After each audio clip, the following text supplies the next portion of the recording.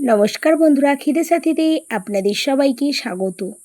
আজকে আপনাদের কাছে চলে এসেছি একদম একটা নতুনত্ব খাবার নিয়ে। আপনারা তো অনেক নিরামিষ শুক্তো খেয়েছেন। আজকে বানাবো জমিদার বাড়ির স্পেশাল একেবারে একটা শুক্তো, আমিষ শুক্তো।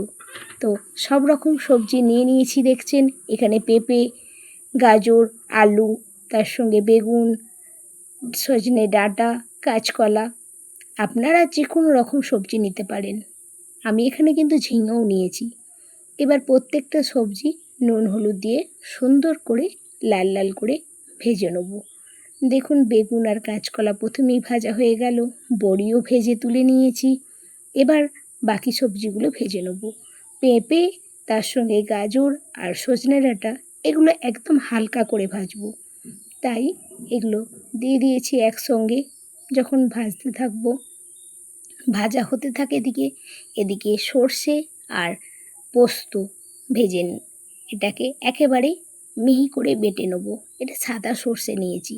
আর আপনাদের এখানে মনে রাখতে হবে, করলাগুলো একদম করকরে করে ভাজতে হবে।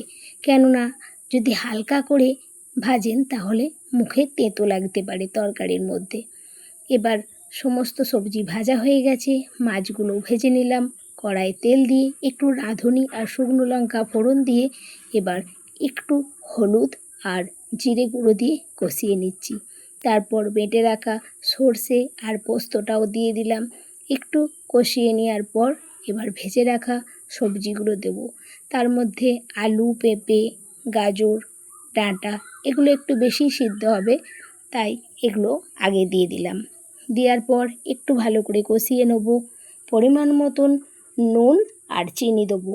নুনটা দেবার সময় আপনাদেরকে একটু বুঝে দিতে হবে, কেননা প্রত্যেকটা সবজি ভাজার সময় নুন দেওয়া ছিল। এবার ঝিঙেটা যেহেতু ভাজিনি, এবার দিয়ে দিলাম। দিয়ে সুন্দর করে কষিয়ে নিচ্ছি যতক্ষণ না এগুলো ভালোভাবে সিদ্ধ হয়ে যাচ্ছে।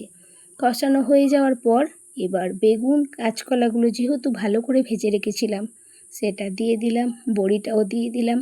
দিয়ে গরম জল দিয়ে দিলাম। গরম জল দেওয়ার পর যখন ঝোলটা ফুটে উঠবে তখন সুন্দর করে ভেজে রাখা মাছগুলো দিয়ে দিলাম আর করলাগুলো দিয়ে দিলাম। করলাগুলো দেওয়ার পর, মাছগুলো দেওয়ার পরও সুন্দর করে ফোটাতে হবে।